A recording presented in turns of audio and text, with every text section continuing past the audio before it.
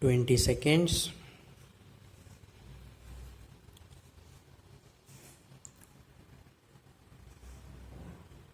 Be ready. 10 seconds.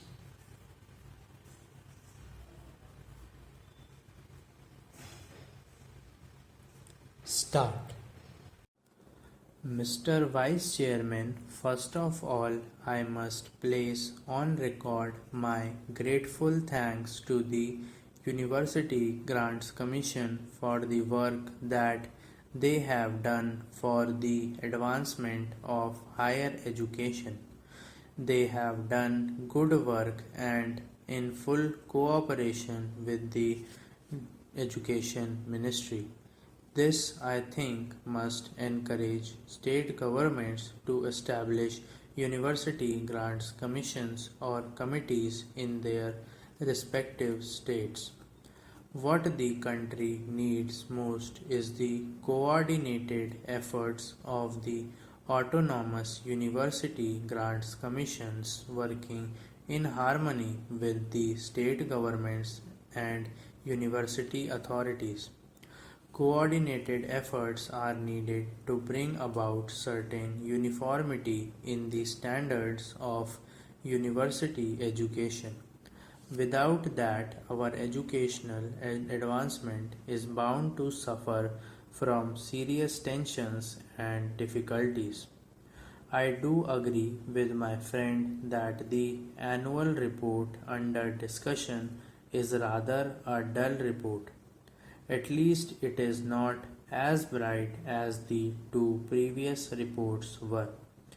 In the previous two reports, the University Grants Commission invited the attention of the nation to certain academic problems, to certain educational needs. Unfortunately, in this report, the University Grants Commission confines its remarks mostly to what has been achieved in the field of university education under the guidance and with the assistance of the University Grants Commission. However, sir, it is not possible for me to agree with Mr. Santhanam that the University Grants Commission should not extend help to universities for the preservation of manuscripts. Manuscripts are of great importance so far as university libraries are concerned.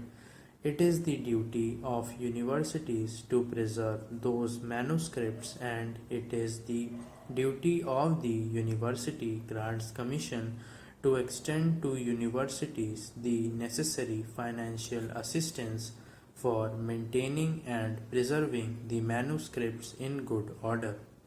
Also, it is not possible for me, sir, to agree with my friend that today universities are enjoying too much of autonomy. I agree with the Universities Grant Commission that 2 years ago remarked that freedom is vital for education and democracy. And I personally feel, sir, that on one plea or the other, university autonomy and academic freedom are being restricted rather than being extended as they must be. I do not think, sir, that a social purpose or a social value can be imparted in the teaching by a teacher through the imposition of restrictions on his freedom of thinking. I feel that teachers need academic freedom for discharging their duties in an efficient way. If we take into consideration the affiliated colleges, we will notice that the teachers are subjected to such humiliating conditions and that it is not possible for them to discharge their duties to their students, to impart to their students any sense of responsibility or any moral values in their lives. I therefore, sir, feel that it is necessary to be more careful about the preservation of academic freedom to teachers. Sir, we are grateful to the Education Ministry and to the University Grants Commission for upgrading the salaries of teachers in the central universities. Yet a great disparity prevails in the salaries of teachers of central universities and state universities and affiliated colleges, and this disparity is causing a lot of heartburning and a lot of difficulties. As one connected with education, I may say that there is not much a marked difference in the quality of teachers serving in the central universities and in the state universities and in affiliated colleges as to justify the great disparity in the salaries of teachers of these institutions. I feel, sir, that we must keep in our mind the remarks of the University Grants Commission made in their earlier annual report with regard to teachers' salaries. We are not only to provide adequate salaries to teachers of affiliated colleges but also to teachers of secondary schools. We must remember, sir, that a great majority of students study in affiliated colleges, and the quality of education is largely determined by the quality of work that is done in affiliated colleges. For improvement in the quality of teaching, improvement in living conditions is also very necessary.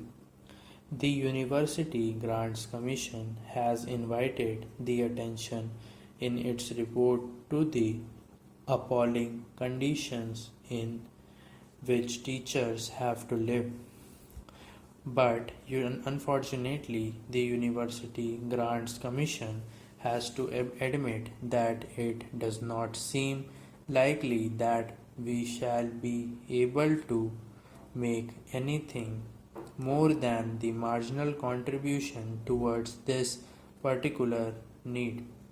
I feel that the University Grants Commission should pay more attention to the solution of this problem than has so far been paid by it and the Education Ministry, and that the government should not grudge funds to the University Grants Commission for making adequate arrangements for improving living conditions of teachers who are expected to train the citizens of the country.